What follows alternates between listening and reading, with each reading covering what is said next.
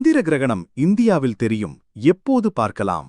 சந்திர கிரகணம் என்பது ஒரு அரிய மற்றும் அழகான வானியல் நிகழ்வு.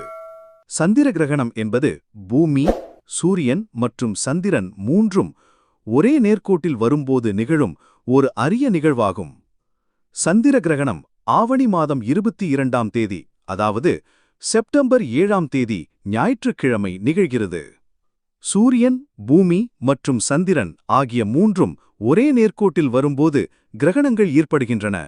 இதில் சந்திரன் மறைக்கப்படும்போது சந்திர கிரகணமும், சூரியன் மறைக்கப்படும்போது சூரிய கிரகணமும் நிகழ்கிறது.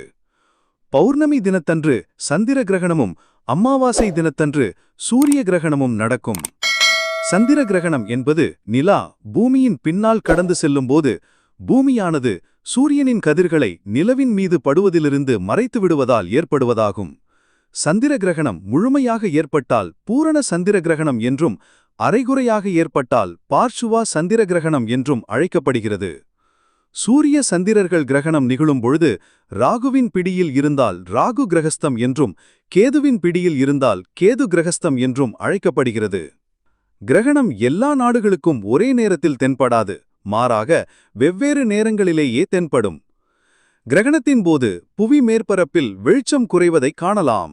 உங்களுக்கு இந்த வீடியோ பிடித்திருந்தால் சப்ஸ்கிரைப் செய்யுங்கள், லைக் செய்யுங்கள், மற்றவர்களுக்கு ஷேர் செய்யுங்கள்.